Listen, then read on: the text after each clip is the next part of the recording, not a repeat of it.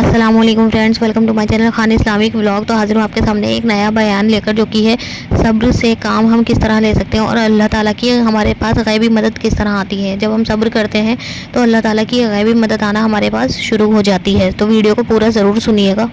सब्र करो, अल्लाह ताला की मदद करीब है। इंसानी ज़िंदगी में मुश्किलें, आजमाइशें और परेशानियां तो आती ही रहती हैं। कभी सेहत की परेशानी, कभी जैसे हमें बीमारी लग जाती है, कभी रिस्क की परेशानी, कभी दौलत की तंगी और कभी अपनों की जुदाई। हालत की बेरुखी इंसान को तोड़ कर रख देती है। लेकिन ऐसे हालात में भी हमारी जो सब्र की ताकत है वो सामने निकल कर आती है कि हम उस कंडीशन में कितना सब्र कर सकते हैं। तो कुरान मजीद में ये ज़िक्र है कि हर मुश्किल के बाद आसानी है। बेशक अल्लाह ताला ने कुरान में फरमाया है कि सब्र करो, बेशक अल्लाह सब्र करने वालों के साथ है। जो हमारी लाइफ में मुश्किलें चाहे जितनी भी आ जाएं, अगर हम उसका सामना सब्र से करें तो अल्लाह ताला की गैबी मदद आती है और मदद ज़रूर ही आती है।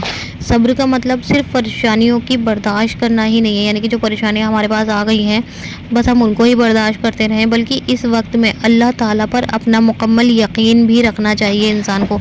सब्र क्या है?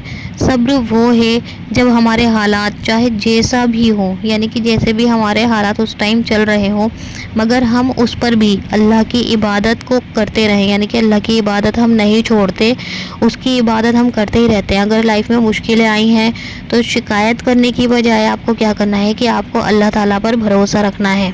अल्लाह ताला सब्र करने वालों को उसका जो अज़र है वो ज़रूर देते हैं। कई बार इंसान गम और परेशानी में आकर जल्दबाजी कर बैठता है, लेकिन हमें क्या करना है कि वो जल्दबाजी ना करके अगर हम सब्र करें और दुआ करें तो अल्लाह की मदद उसके बहुत करीब आ जाती है।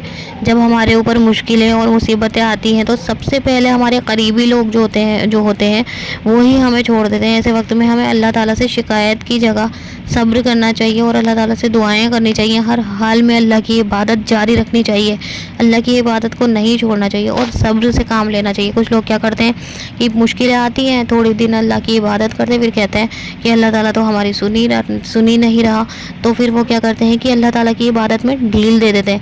अल्लाह ताला की आप जो इबादत है उसमें और ज़्यादा आप इजाफ़ा कर दीजिए और फिर देखिएगा इंशाअल्लाह अल्लाह की गैबी मदद आपके पास किस तरह आती है। अगर हम हर हाल में अल्लाह पर भरोसा करते हैं, भरोसा रखते हैं और सब्र करते हैं तो अल्लाह हमें इसका बेहतरीन नज़र देता है। हज़रत यूसुफ़ अलैहिस्सलाम को उनके भाइयों ने कुएं में फेंका, यानी कि कुएं में डाल दिया और फिर ग़ुलाम बनाकर उनको बेचा गया। फिर बाद में उनको एक झूठे इल्ज़ाम में कैद किया गया। तो उन्होंने क्या किया? सिर्फ सब्र किया। और जब उन्होंने सब्र किया ना तो अल्लाह ताला ने उनको उसका जो नतीजा दिया था वो कितना खूबसूरत था कि उन्हीं सब के बीच में अल्लाह ताला ने उन्हें मिस्र का बादशाह बना दिया। सुभान अल्लाह। तो ये सब सब्र की ही तो ताकत है। तो ये जो इनका जो वाक़या है हज़रत यूसुफ़ अलैहिस्सलाम का, सब्र और कामयाबी की एक बहुत बड़ी मिसाल है कुरान पाक में। तो कि किस तरह सब्र और अल्लाह पर मुकम्मल यकीन के ज़रिए इंसान अपनी हर मुश्किल को पार कर सकता है और बुलंदियों तक पहुंचा जा सकता है। इनका वाक़या सबसे खूबसूरत वाक़यों में से एक है। फ्रेंड्स, मैंने अपनी लाइफ में सिर्फ यही सीखा है कि हमारी जो लाइफ है ना वो एक टास्क है। हम एक के बाद एक हमें अल्लाह ताला टास्क देते हैं। तो आप सब्र रखें और सब्र के साथ आप उस टास्क को पूरा करते जाएं और अपनी लाइफ में आगे निकलते जाएं। तो ये था सब्र का वाक़या। तो फ्रेंड्स, मेरे चैनल को सब्सक्राइब करना ना भूलिएगा, वीडियो को लाइक कीजिएगा और शेयर ज़रूर कीजिएगा।